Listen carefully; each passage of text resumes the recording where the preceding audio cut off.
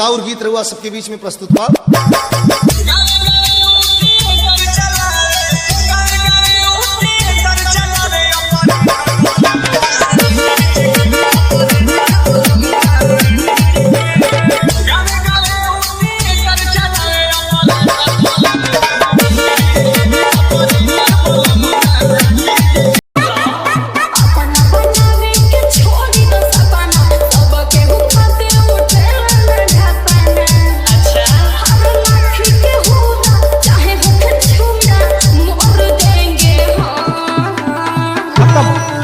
By bye, tata, good bye, Gaya.